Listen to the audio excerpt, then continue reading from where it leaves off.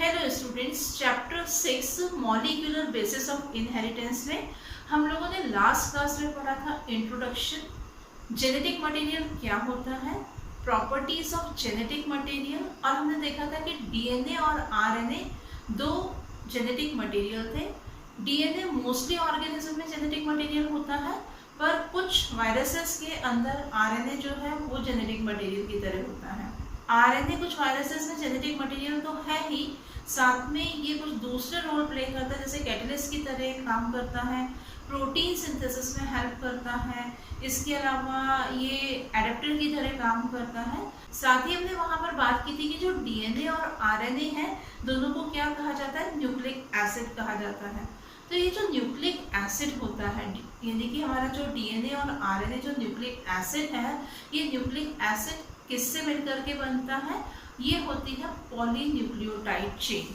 तो यहाँ पर हम देखेंगे कि हमारे जो न्यूक्लिक एसिड होता है, न्यूक्लिक एसिड, ये न्यूक्लिक एसिड क्या है, पॉलीन्यूक्लियोटाइड चेन होती है।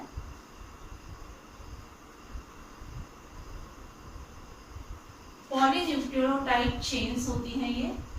और यहाँ पर ये जो पॉलीन्यूक्लियोटाइड मीन्स बहुत सारे न्यूक्लियोटाइड मिलकर के क्या करते हैं, न्यूक्लिक एसिड को बनाते हैं, इसीलिए कहा गया polynucleotide chain.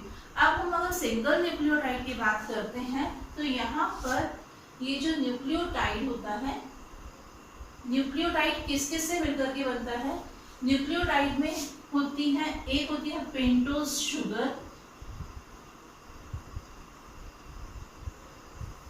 Pentose sugar two type की होती है, एक होती है डीऑक्सीराइबोज शुगर,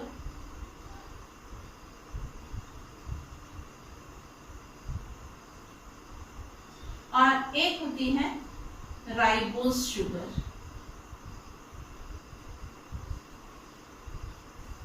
डीएनए में जो शुगर होती है उसको कहा जाता है डीऑक्सीराइबोज शुगर। मीन्स जो डीऑक्सीराइबोज शुगर है वो हमको कहाँ पर मिलती है, डीएनए में मिलेगी, और जो राइबोज शुगर होती है वो कहाँ पर रहती है, वो आरएनए में मिलती है। तो ये जो डीएनए और आरएनए के अंदर जो पेंटोज शुगर है, जिसको क्या कहा गया, डीऑक्सीराइबोज शुगर और राइबोज शुगर कहा गया है, इसका स्ट्रक्चर कुछ इस तरह से रहता है। यहाँ पर हम देखेंगे पेंटोज शुगर होती है ये। यहाँ पर इस रिंग के अंदर 4 कार्बन रहते हैं और एक ऑक्सीजन रहता है, और एक कार्बन इससे अटैच होता है यहाँ पर। तो इसमें ये हाइड्रोजन OH ग्रुप, ये H OH H OH, इस कार्बन के साथ में 1 हाइड्रोजन अटैच होगा, और यहाँ पर होता है CH2OH ग्रुप। तो ये जो शुगर है, ये शुगर होती है राइबोज शुगर। ये फर्स्ट कार्बन, ये second carbon, third carbon, fourth carbon, और ये कार्बन होता है 5th कार्बन होता है। तो यहाँ पर राइबोज शुगर में क्या है, पेंटोज शुगर है, 5 कार्बन होते हैं, पर रिंग के अंदर 4 कार्बन रिंग के अंदर है, और 1 कार्बन जो है वो क्या करता है, इसकी साइड में अटैच रहता है, इसकी आर्म फॉर्म करता है। इसमें हम देखेंगे यहाँ पर कि सेकंड नंबर पर जो OH ग्रुप है और थर्ड कार्बन पर जो OH ग्रुप है, यानी कि सेकंड कार्बन पर OH ग्रुप अटैच्ड है और यहाँ पर थर्ड कार्बन पर OH ग्रुप अटैच्ड है। ये दोनों ही OH ग्रुप जो होते हैं वो कैसे होते हैं, फंक्शनल होते हैं। यानी कि यहाँ पर फंक्शनल ग्रुप जो है वो कौन कौन से कार्बन पर है, सेकेंड कार्बन पर और थर्ड कार्बन पर है। ये हमारा फर्स्ट कार्बन है, ये सेकेंड है, ये थर्ड है, ये फोर्थ कार्बन है, और ये 5th कार्बन है। तो यहाँ पर चूंकि 2 OH ग्रुप है, दोनों फंक्शनल ग्रुप है, इसीलिए ये जो आरएनए होता है, ये शुगर जो है वो कहाँ पर मिलती है, राइबोज शुगर आरएनए में मिलती है। इसीलिए आरएनए जो रहता है वो कैसा होता है, अनस्टेबल होता है। और वो क्यों होता है, क्योंकि यहाँ पर 2 फंक्शनल ग्रुप प्रेजेंट है, दोनों रिएक्टिव हैं, फंक्शनल ग्रुप में ज्यादा रिएक्ट करेंगे, इसीलिए यहाँ पर आरएनए जो रहता है वो कैसा होता है, अनस्टेबल होता है। इसके बाद में हम डीऑक्सीराइबोज शुगर हम देखते हैं। तो डीऑक्सीराइबोज शुगर का स्ट्रक्चर भी कुछ इस तरह से ही रहता है, ज्यादा डिफरेंस नहीं रहता है इसमें।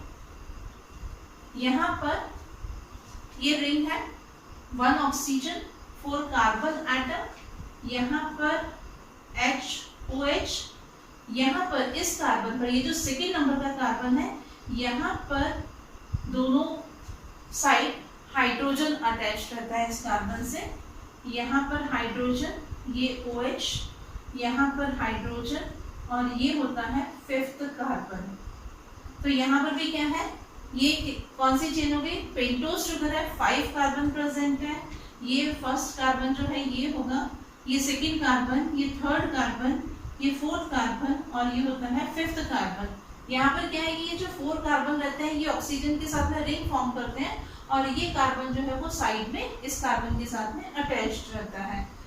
राइबोस शुगर से इस शुगर में क्या डिफरेंस है, यहाँ पर हमने राइबोस शुगर में देखा था कि इस कार्बन के साथ में 1 हाइड्रोजन अटैच था और 1 OH ग्रुप अटैच था, पर यहाँ पर इस OH की जगह डीऑक्सीराइबोस शुगर में इस OH की जगह क्या अटैच रहता है, हाइड्रोजन अटैच रहता है। और यहाँ पर थर्ड नंबर का कार्बन जो है इसमें आपको OH ग्रुप दिख रहा है, और ये जो डीऑक्सीराइबोस शुगर होती है इसमें केवल एक ही फंक्शनल ग्रुप होता है। ये कौन सी शुगर है, डीऑक्सी राइबोस शुगर है, और इसमें क्या होता है, केवल एक ही फंक्शनल ग्रुप होता है, ये एक फंक्शनल ग्रुप है। क्योंकि डीएनए में ये शुगर प्रेजेंट है, डीऑक्सीराइबोस शुगर होती है, और यहाँ पर एक ही फंक्शनल ग्रुप है, तो ये आरएनए के कंपैरेटिवली क्या होता है, कम रिएक्टिव होता है और ये स्टेबल होता है। और आपको याद होगा हमने लास्ट क्लास में बात की थी कि जेनेटिक मटेरियल जो है उसमें एक प्रॉपर्टी होनी चाहिए कि जेनेटिक मटेरियल कैसा होना चाहिए, स्टेबल होना चाहिए। तो आरएनए के कंपैरेटिवली डीएनए जो है वो ज़्यादा स्टेबल होता है। तो डीएनए ही क्या होता है, हमने बात की थी कि मोस्टली ऑर्गेनिज्म में डीएनए जो होता है वही जेनेटिक मटेरियल होता है। तो ये होती हैं दोनों शुगर है, ये शुगर जो है ये है राइबोस शुगर और ये है डीऑक्सीराइबोस शुगर। यहाँ पर न्यूक्लियोटाइड में फर्स्ट जो था वो क्या थी, शुगर थी। सेकेंड एक पार्ट इसमें देखते हैं, वो होता है यहाँ पर नाइट्रोजिनस बेसिस।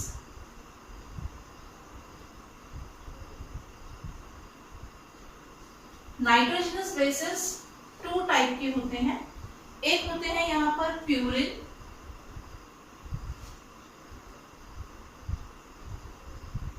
और एक होते हैं पायरिमिडिन।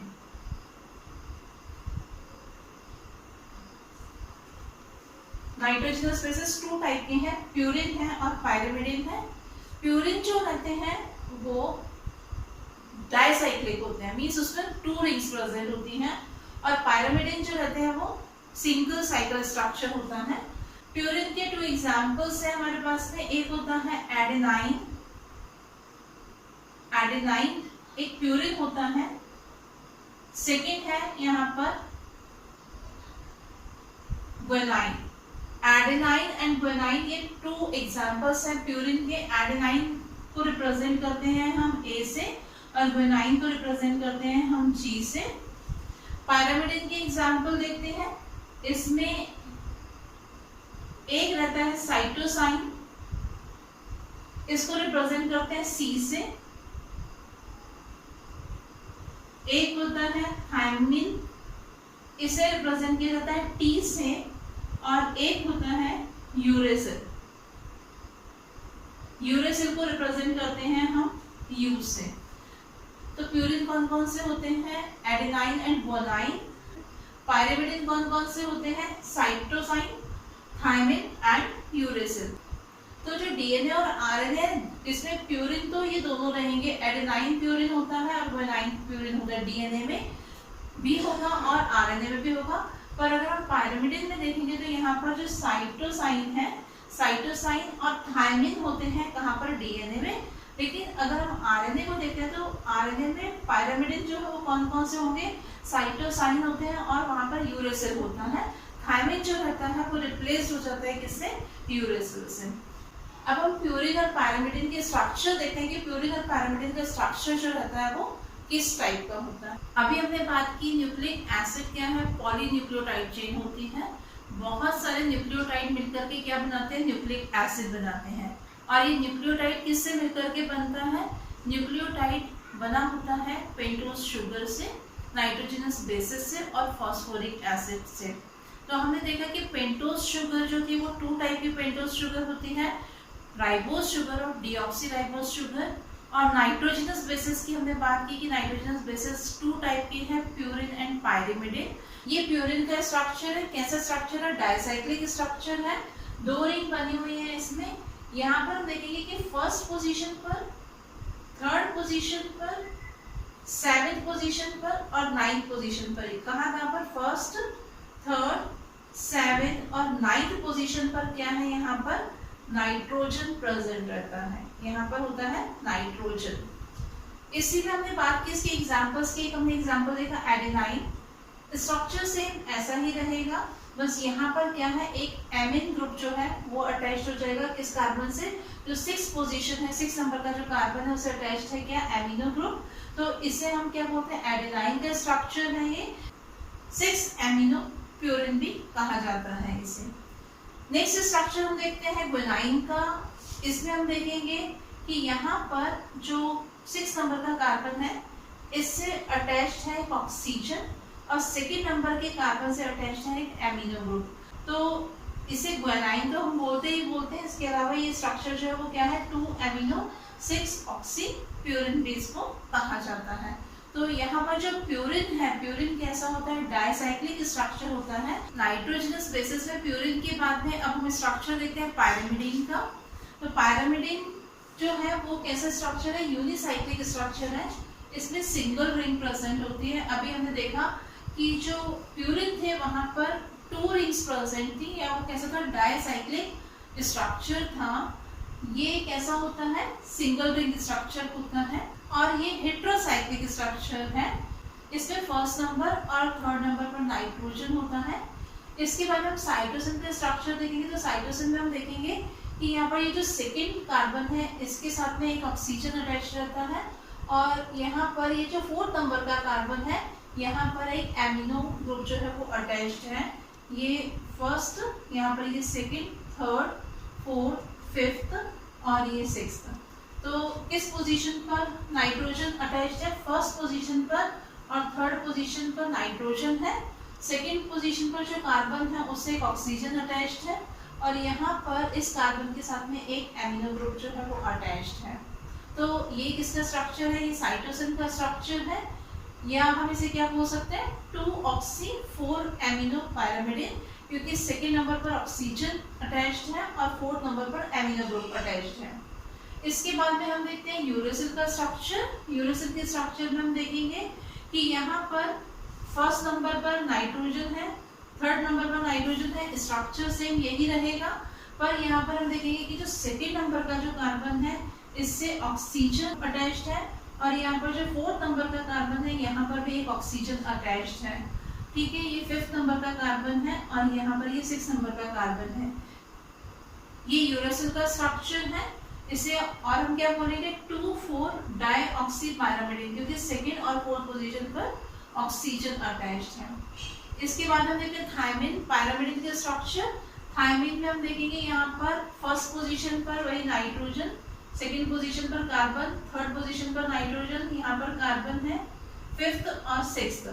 तो यहाँ पर हम देखेंगे कि जो 2nd नंबर का कार्बन है उससे एक ऑक्सीजन अटैच्ड है, 4th नंबर के कार्बन से एक ऑक्सीजन अटैच्ड है, और जो 5th नंबर का कार्बन है उससे एक मिथाइल अटैच्ड है। तो यहाँ पर इसको थायमिन को हम और क्या बोलते हैं, ये जो थायमिन है क्या है, ये 2,4 डाईऑक्सी 5 मिथाइल पायरिमिडिन है। 2,4 डाईऑक्सी, 2 and 4, 2 ऑक्सीजन है इसलिए डाईऑक्सी बोला है। 5th नंबर के कार्बन पर क्या है, मिथाइल है, पायरिमिडिन है। तो ये स्ट्रक्चर होते हैं किसके, नाइट्रोजनस बेसिस के।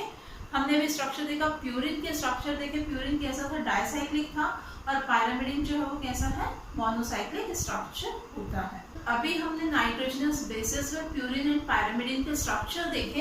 प्यूरिन के कौन से एग्जांपल्स देखे हमने, एडेनाइन एंड ग्वानिन, और पायरिमिडिन के कौन कौन से एग्जांपल्स देखे हमने, cytosine, thymine and uracil. Adenine को रिप्रेजेंट करते हैं ए से, ग्वानिन जो है उसे शो किया जाता है कैपिटल G से, साइटोसाइन को C से, थायमिन को T से और यूरेसिल को U से रिप्रेजेंट करते हैं। अभी हमने जो प्यूरिन और पायरिमिडिन के स्ट्रक्चर देखे, तो हमने अभी क्या देखा कि जो प्यूरिन होते हैं वो कैसे होते हैं, डायसाइक्लिक स्ट्रक्चर होता है, जबकि पायरिमिडिन जो थे वो कैसा स्ट्रक्चर था, मोनोसाइक्लिक स्ट्रक्चर था, और ये स्ट्रक्चर कैसा था, डायसाइक्लिक स्ट्रक्चर था।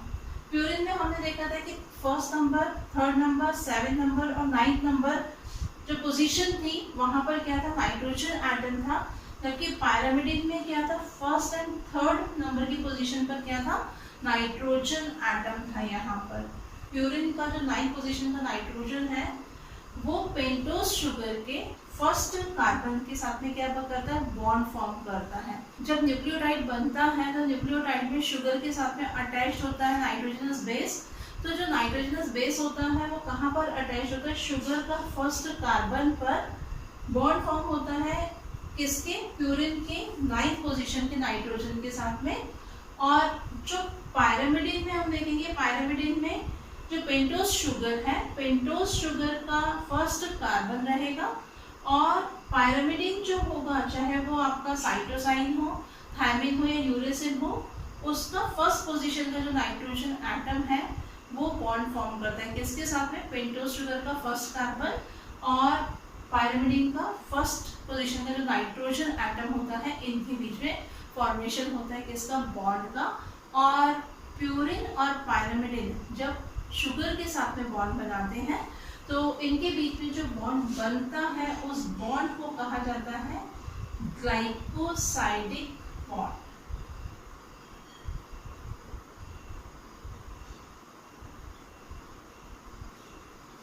न्यूक्लियोटाइड के स्ट्रक्चर में हमने अभी बात की थी कि न्यूक्लियोटाइड किस किस से मिलकर के बनता है, न्यूक्लियोटाइड शुगर, नाइट्रोजनस बेसिस और फॉस्फोरिक एसिड से मिलकर के एक न्यूक्लियोटाइड का फॉर्मेशन होता है। तो अभी हमने यहाँ पर पेंटोज शुगर पढ़ा, नाइट्रोजनस बेसिस पढ़ा, और थर्ड अब हम देखेंगे क्या है, यहाँ पर फॉस्फोरिक एसिड होता है। इसमें फॉस्फोरिक एसिड जो है इसका फॉर्मूला आपको मालूम है, H3PO4 होता है। इसका स्ट्रक्चर अगर हम देखें तो यहाँ पर इसका स्ट्रक्चर ये है, फॉस्फोरिक एसिड का स्ट्रक्चर। और यहाँ पर जो फॉस्फोरिक एसिड है शुगर के, पेंटोज शुगर में हमने देखा था जो 5th नंबर का कार्बन था, 5th पोजीशन पर जो कार्बन था, उस कार्बन के साथ में ये बॉन्ड फॉर्म करता है। फॉस्फोरिक एसिड जो है वो अटैच होता है, बॉन्ड फॉर्म करता है, और इनके बीच में जो लिंकेज फॉर्म होता है, जो बॉन्ड फॉर्म होता है किस किस के बीच में, फॉस्फोरिक एसिड और शुगर के बीच में जो बॉन्ड फॉर्म होता है उसे फॉस्फोडाइएस्टर बॉन्ड या फॉस्फेट लिंकेज कहा जाता है। अब हम देखते हैं कि जो पेंटोज शुगर है, नाइट्रोजनस बेसिस और फॉस्फोरिक एसिड किस तरह से बॉन्ड फॉर्म करके फॉर्मेशन करते हैं न्यूक्लियोटाइड का।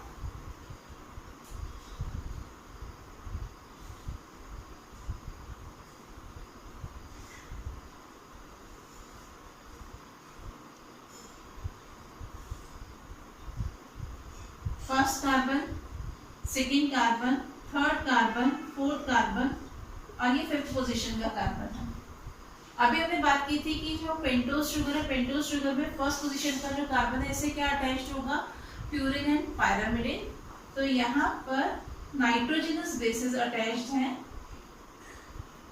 नाइट्रोजनस बेसिस में हम देखेंगे कि जो 9th पोजीशन का जो नाइट्रोजन था किसका, प्यूरिन का, वो बॉन्ड फॉर्म कर रहा था, और यहाँ पर फर्स्ट पोजीशन का पायरिमिडिन का जो नाइट्रोजन था वो बॉन्ड फॉर्म कर रहा था किसके साथ में, पेंटोज शुगर के फर्स्ट कार्बन के साथ में। अब हम फॉस्फोरिक एसिड को देखते हैं। तो फॉस्फोरिक एसिड में हम देखेंगे यहाँ पर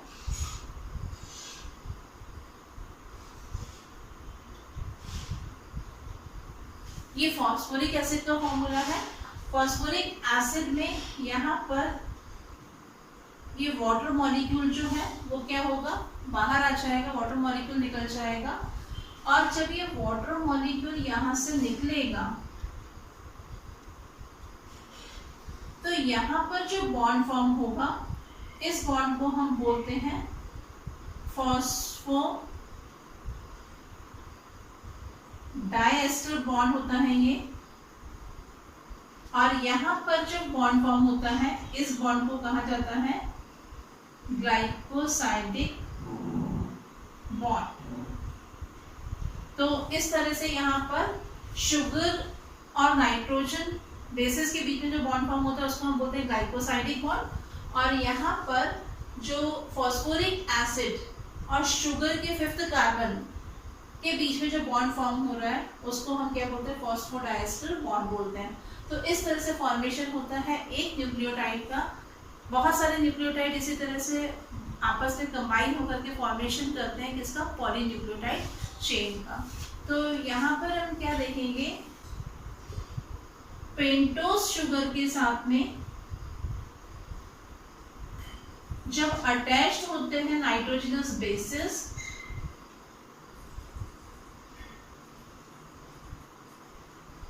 तब हम इसे बोलते हैं न्यूक्लियोसाइड।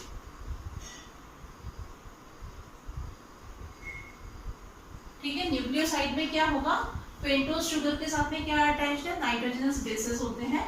जब पेंटोज शुगर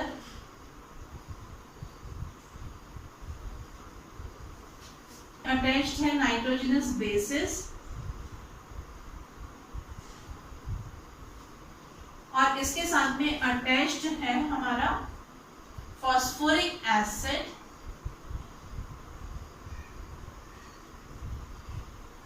तब इसे कहा जाता है न्यूक्लियोटाइड। बहुत सारे न्यूक्लियोटाइड जब कंबाइन हो जाएंगे तब हम उसे बोलेंगे पॉलीन्यूक्लियोटाइड चेन, और पॉलीन्यूक्लियोटाइड चेन ही क्या है, हमारा न्यूक्लिक एसिड होता है। तो इस तरह से हमारा ये टॉपिक आज का कंप्लीट हुआ। नेक्स्ट क्लास में हम इसी चैप्टर को कंटिन्यू करेंगे।